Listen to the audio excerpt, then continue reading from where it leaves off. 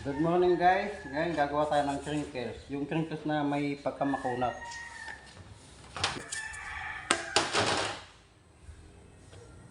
Yung asukal at harina pag mix nyo para maging may pagkamakunat siya.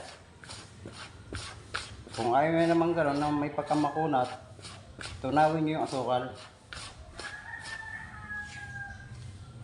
Isabay natin itong cocoa. Itong ginamit kong cocoa, ordinary lang.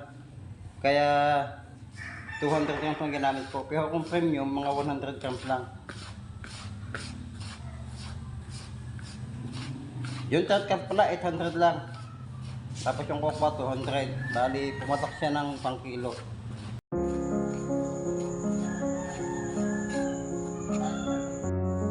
Yung ating tubig, isang lata sa ibap. 370 ml. Maglalagay tayo ng peanut butter, 2 kutsara. Pwede rin yung dinurog naman kung wala kang peanut butter. Story of us on the walls of our hallway.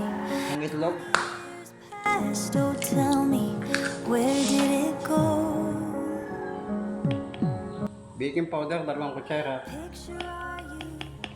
Picture our family. Baking soda, 1 kutsara din baking soda. Could not understand. Margarine, 200 grams. Making sense of stardust. I dare you to try. And oh how we try. Maglalagay tayo ng glucose, 1/2 cup. Dati-dati, pag naglalagay ako ng glucose, nihahalo ko sa tubig.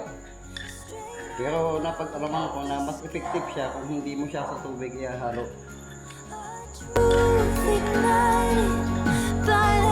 Itong glucose kasi kapag inihalo nyo sa tubig, nagiging parang tubig na rin lang siya. Kaya ang ginagawa ko, minimix ko muna konti saka ako ilalagay yung glucose.